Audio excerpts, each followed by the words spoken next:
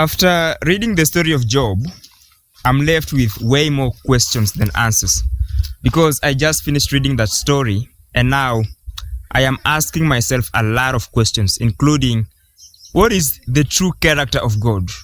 Can God be omnipotent, omniscient, and benevolent simultaneously? And why did God allow Satan to torture a perfectly good man, an innocent person? And to make matters even worse, why did God kill or murder the children and the servants of Job just to tell Job's story? And yet these children are their own individuals. They have their own agency, they have their own minds, they have their own souls. So why did God treat them like disposable resources to tell a man's story?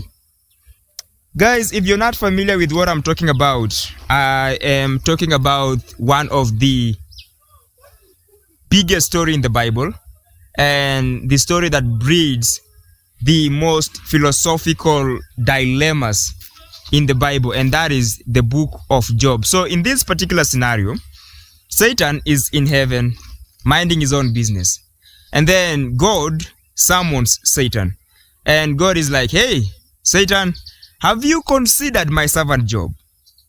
Have you considered my servant Job?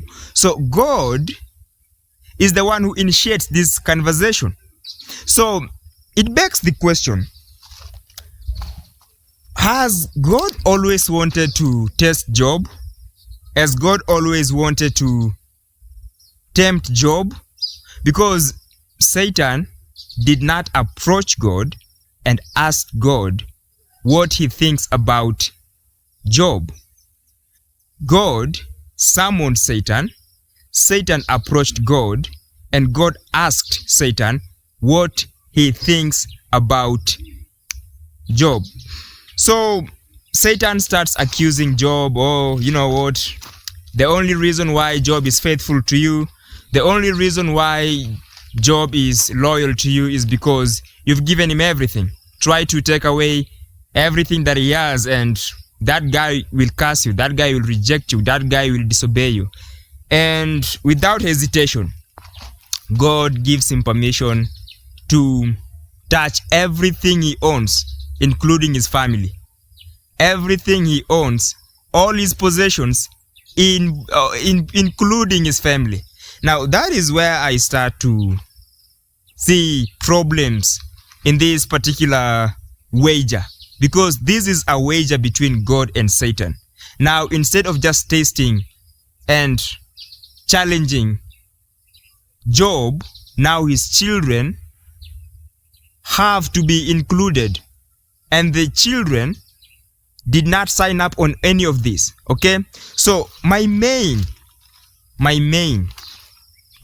challenge to Christian today is, why is God attributed as benevolent, meaning he loves each and every single person equally at all times, regardless of where they are? That is the essence of the book of John chapter 3 verse 16, right? The book of John chapter 3 verse 16 is to illustrate to humanity that God loves each and every single person equally. That God is this universal love that never runs out. Now, my question to Christians is, if God truly loves each and every single person equally, why does God seem to love Job more in this particular case than his children? Because the children never get to say anything. The children never get to live their full lives. The children never get to become their own individual. God treats them like disposable resources to tell one man's story. And at the end, the children are not revived. The servants are not revived. The only person that enjoys the conquest of his temptation is Job. Job is the only person who walks away smiling, but the children perish to tell Job's story. So why is that happening? That is when I realized that God cannot be benevolent and omnipotent simultaneously. He has to be one of those two things, but he cannot be both of them. He is either benevolent in that he truly loves each and every single person equally, regardless of who you are and where you are, but he lacks the ability to express his universal affection to each and every single person all the times. Or he is omnipotent. He has all the power. He can do whatever he wants to whoever he wants, but he does not love each and every single person equally. That is why in this story we see him favoring Job at the expense of Job's children. And the other thing I want us to talk about is the omniscience of God in this particular passage. Because God is supposed to know everything. That is what omniscient mean. The one who knows everything, the one who sees everything, the one who cannot be blindsided. So if God truly knew that Job is a good servant and he will be faithful to the last minute, what was the significance of the temptation? Why make a wager with Satan? Was it for the benefit of Satan, or was it for the benefit of God? Because God does not really benefit here. What point exactly was God trying to make? It does not make sense. If you know everything, then you should have known that Job would remain faithful to the last moment. Then why do all that? Why go to such extremes, up to killing the children, destroying the servant's life, just to tell a story that you already know it's gonna end in a particular way? Why do that? And I think it is the same problem that I think manifests almost throughout the Old Testament. We see how God interacts with Israelites and Amalekites and Philistines. And in the book of, I think it's 1 Samuel, God is deliberately commanding King Saul to go into the territory of Amalekites and destroy everything. And we also God commanding bloodshed, pain, death in several passages. And I'm like, God, you're supposed to know a lot. You're supposed to know everything. Can you not determine that even if these people die, even if these people shed blood, the outcome will never change? Because you've tried this idea before, and the Philistines or the Amalekites or the rebel community never changed their ways. So that means you must try something different. Why don't you learn from your mistakes? God, you're making mistakes. You're killing these people for no apparent reason. Try to come up with better plans. You are the God who can come up with ideas no human beings can imagine. And you have the power to implement those ideas however you like, whenever you like. So why don't you come up with new ideas and spare these people's lives? But God keeps making the same mistake, killing these people. Yet, is a God who knows everything, a God who can do anything. But in these particular cases, God seems to be incapable of thinking outside the box. He seems to be incapable of transcending the limitations that have plagued the people of Israel and other communities that are neighboring Israelites. So I'm like, wait a minute. He's supposed to be omniscient. He's supposed to be omnipotent. Then why is he not expressing his omniscience? Why is his omniscience and omnipotence not benefiting humanity? And I'm like, maybe he just doesn't want these people to get a better deal. He just wants to see blood. He just wants to see them suffer. He just wants to see them in pain and in misery. Okay? So those are some of the questions that I have been struggling with. And I don't know, man. I don't know. Like, I am not taking things at face value, but sometimes, you gotta call things as they are. I mean, it's a huge contradiction in the book of Job. Why would God not consider sparing the lives of these children and the servants? Why would God not allow them to live full lives, to experience life to the fullest? And I know some Christians might be, you know what? It's God. After all, he has the rights to do whatever he wants. And I'm like, yo, that is not a good argument. That is not a good argument. That is you just being ignorant, okay? That is you just being, you know what? It's whatever, man. Like, where's the logic there? That just because God is powerful and God is the creator of everything and he has absolute power, he can do whatever he wants, even if that which he does is in contradiction with what we already established about his character, does that make sense to you? To me, it doesn't. It doesn't make sense to me. Okay? Or some Christians might be, you know what, after all, the point of, us being here is to achieve eternal life. So by God killing those children, they'll be up there with him in heaven and stuff like that. Bro, shut the fuck up, man. Shut the fuck up. Those children, 10 children, died prematurely. And I don't think it is such, I don't think dying at the expense of another person is a good way to go, man. You'd rather live your full life. You'd rather live your full life and then die after you've lived your full life. So guys, I don't know what you think about that, okay? I don't know what you think about that. Am I onto something, or am I just spouting nonsense, okay? Because I do understand some of these things might be sensitive to some people, and I know discussing things about God and Christianity is distasteful to some people.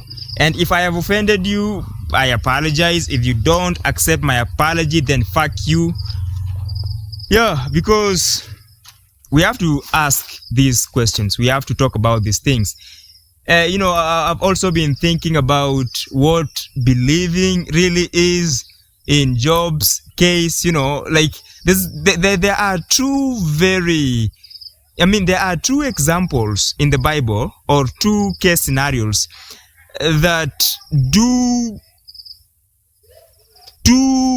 illustrate belief in entirely different lights, okay? We have belief that Israelites held in the wilderness, and then we have the kind of belief that someone like Job held in the book of Job. So you look at how Israelites used to behave when they were interacting with God, and you're like, yo, bro, what do you mean you're mad at God? What do you mean you are worshipping the serpents? What do you mean you're telling Aaron and Moses to make you gods so that you can worship, because God feels so distant? God has never felt closer anywhere in the Bible than when he was interacting with Israelites as they were being delivered from Egypt. Like, these are the people who saw God part the Red Sea. Do you understand what I'm saying? They saw God literally part the Red Sea. They also saw God guide them during the day with a pillar of cloud. At night, they were guided by a pillar of fire. They saw God raining down manna. I don't understand. I don't understand. What more evidence do you need than that? But every single time these people ran into a challenge, every single time they were confronted by a difficulty, the first thing they did is turn their back on God and question if God really cares about them. Regardless of everything God had done to them. And that is why I'm asking this question. What is the nature of belief? Because after reading the two stories, the story of Job and the story of Israelites, I came to a conclusion that at its fundamental level, functionality is the essence of faith. Without functionality, most people will not have faith in God or in anything else. Because if you look at the story of Israelites, you see that every single time God was functional, God was useful, like the belief in God had utility, the Israelites were in line. The Israelites worshipped God. The Israelites praised God. But every single time there was an inconsistency, and they were confronted by a requirement of them depending on God, then everything kind of fell apart. But the difference between that story and Job's story is that Job did not have any knowledge of God's existence. Okay? He did not have any knowledge. He didn't have any evidence as opposed to Israelites, but his faith in God was way bigger and way stronger than that of Israelites. Now, that is where I think dependency in God in Job's story really shines light on what belief actually means. Because I think Job prospered, or Job was very good at depending on God, while the Israelites had all this knowledge, they had evidence of God's existence, but they just couldn't depend on God. And I think even in Job's scenario, the main ingredient or the bedrock of faith, of Job's faith, was functionality. Because God was the only hope that Job had to get out of this difficult situation that he was in. So hope was the function that Job's faith served.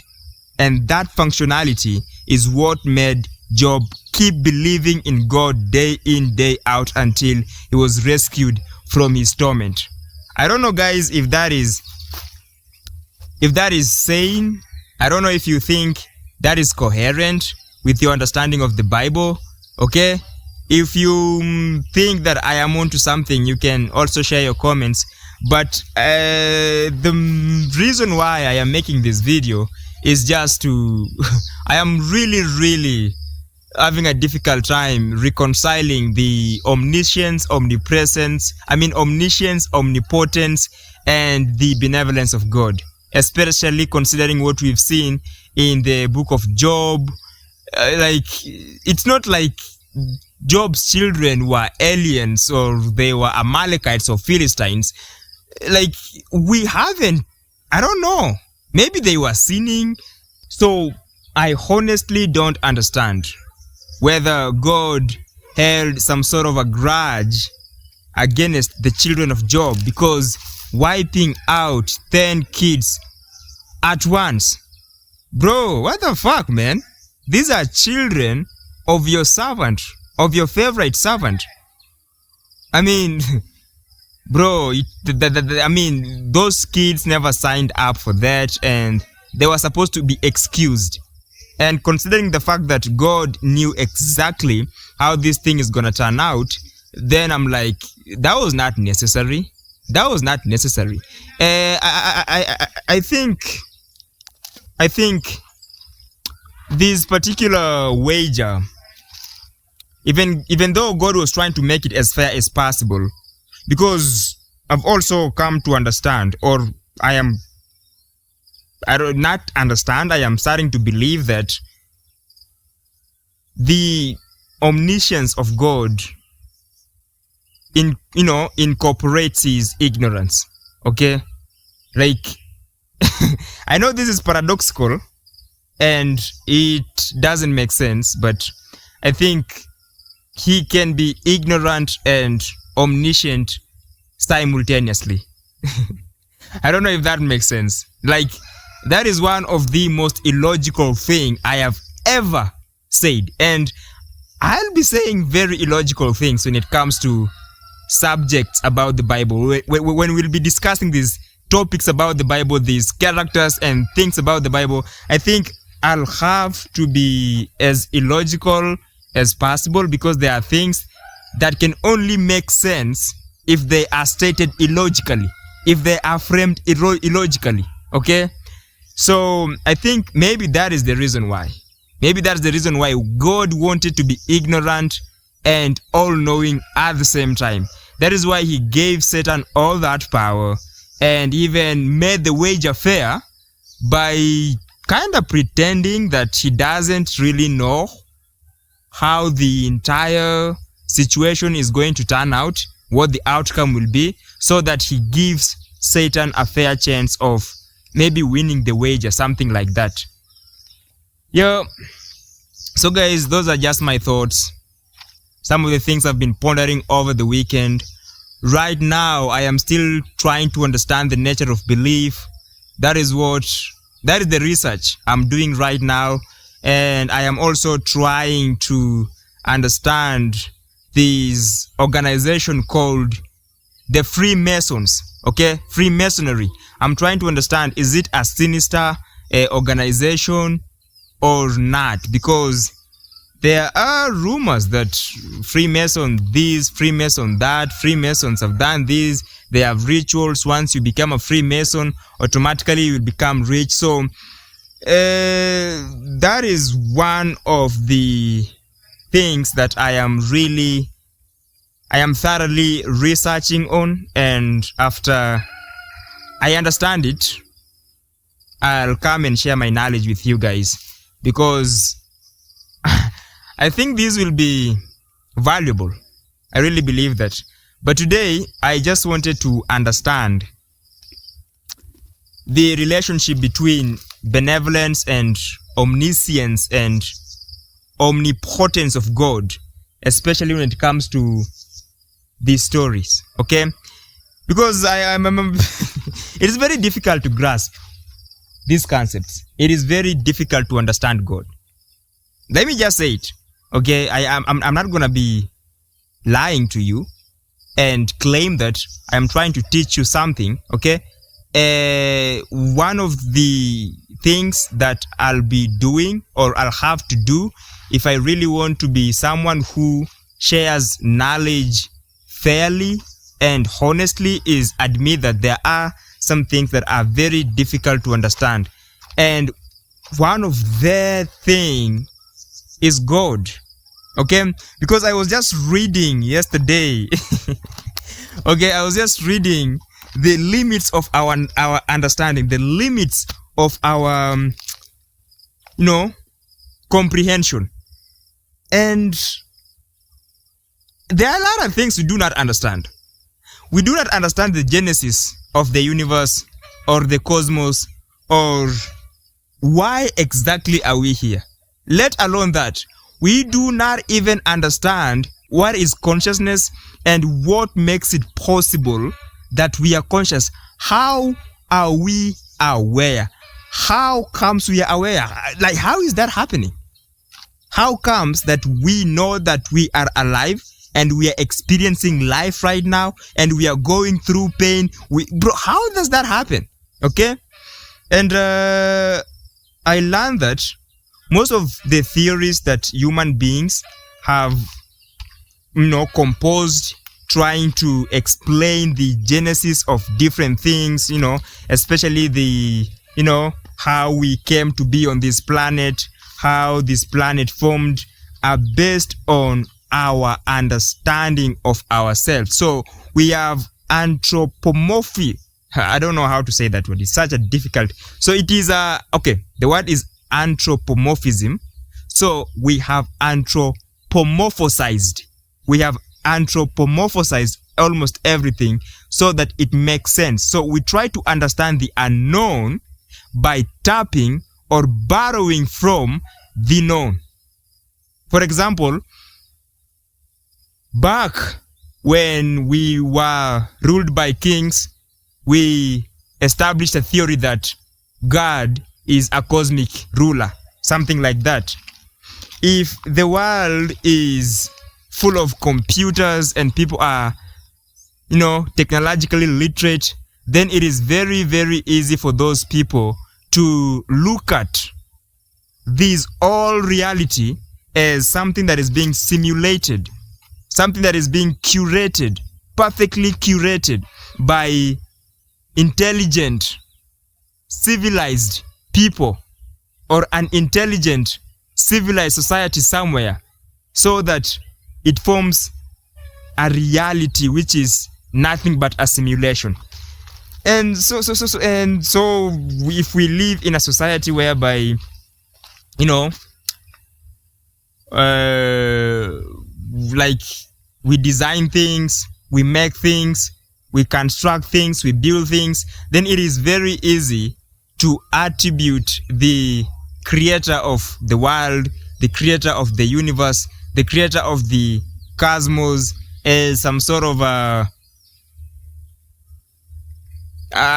designer, okay? A supreme designer, something like that. That is why I said our understanding is largely from the experiences we have gone through, okay? So it begs the question, are we even capable of understanding what this actually is? Are we capable of understanding what reality is? Are we capable of understanding what the cosmos is? Are we capable of understanding such a thing? Because there's an example that this particular guy used yesterday, and he said, imagine a dog, okay? A dog, you live with a dog as your pet. The dog understands you are a human being. The dog understands human emotions, anger, frustration, sadness, happiness, joy. The dog understands those aspects about human beings. But the dog does not understand calculus. The dog does not understand algebra. The dog does not understand quantum mechanics. The dog does not understand the special or general theory of relativity. The dog does not understand time, space, causality. So the dog does not really understand everything about the human reality, but it kind of has, a grasp of what happens. He has a vague idea of what happens in the human reality. That is the same thing happening to us, okay? Even if you give that dog 1,000,000 years, 1,000,000,000 years, and for some reason, the dog kind of grows conscious and aware that he is trying, or he should understand how the human experience fully feels like. So he works hard trying to understand these concepts. Bro, it doesn't matter if we give the dog 1,000,000,000 years and the dog works day and night trying to understand humanity. The dog will not understand everything about the human reality. And that is not happening because the dog doesn't have enough time or the dog doesn't put in enough effort. It is just that there are cognitive limitations that prevent the dog from understanding all these things. That is the same question that was raised, okay? Are we capable of understanding reality in its, in its fullness? Can we comprehensively look at this thing one day and be like, oh, the reason why this thing is happening is because this thing is happening over here? Because we are going through a lot of things as humans. There are so many limitations that plague us. There are so many limitations that force us to remain at the knowledge level, or to remain with the knowledge level that we do have right now.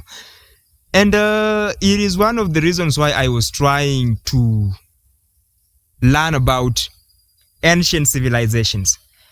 And I even have a theory that there is one of the reasons why humans are not as advanced as they're supposed to.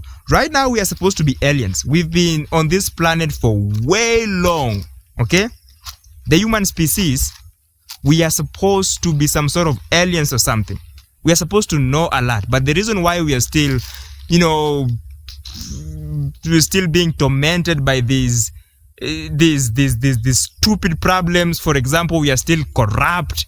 We still worship money. We don't have proper medical equipment. Like we live like savages. The reason why we still have all these problems, all these challenges, and we don't have answers to these challenges is because human beings do not have all the information, all the knowledge, all the skills that our ancestors had.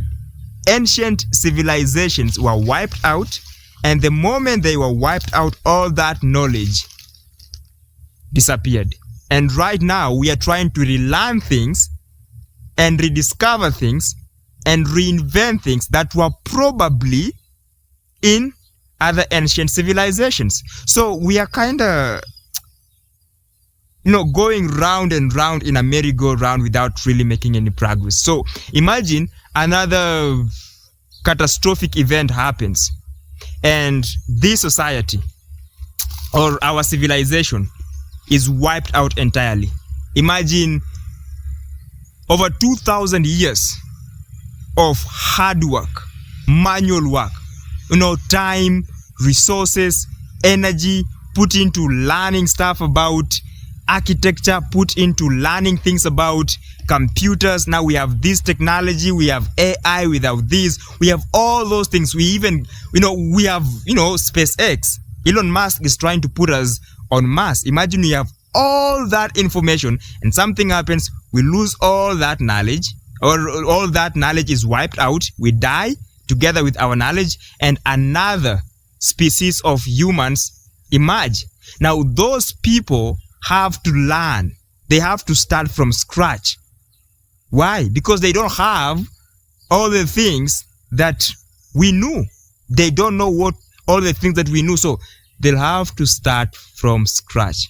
Imagine what a waste of time. What a waste of time. Like, we are still trying to understand how pyramids were built. Like, do you get that? Yo, bro, like, okay? We are still trying to understand what exactly happened to the civilization that just disappeared, got wiped out of the surface of this planet in the Amazon. We are trying to understand such things, man. Like, we don't even know how pyramids were erected. It is a mystery to us. Now imagine, that is just a fraction of the ancient Egyptian culture. Imagine if we now had all that knowledge, the knowledge of building pyramids, and now imagine the technology they had, okay? Imagine all the medicine and the ways they had invented of treating diseases. Now imagine all that knowledge. If we had all that knowledge right now, imagine the degree of advancement we would have made as the human race. But we are still struggling to understand, or we are still having debates, bro. We are still having debates. We are still debating on the internet on how the pyramids were fucking made. Bro, this is crazy, man. This is fucking crazy. Do you understand what I'm saying? If we can only preserve this knowledge right now, and the future civilizations can have easy access to what we know right now, they won't have to go through what we are going through right now, okay? The advancement of the human species will be so much easier if such a thing happens. But will it ever be possible? I don't know, man. I don't know. Humans are still corrupt. We are not supposed to be doing that, man. We are not supposed to be doing that. Like, right now we are supposed to be like, oh my God, I can't even imagine, man. Okay? So I am trying to learn from philosophers, learn from industry experts about different things that are hindering humans from advancing forward at the speed that is rational, because we are advancing, yes, but not at the right speed. We are moving like this pace. This is way too slow, man. This is way too slow. So guys, I'm not trying to exhaust you with a lot of nonsense. Those are some of the things I'm working on, and once I get a decent grasp of all those subjects and all those issues, I'll be right here and share them with you. I don't really have much to say anymore. Maybe I'd just ask you to subscribe to the channel. Maybe you can also like the video, comment if you have time. Yeah, adios, adios, adios, adios.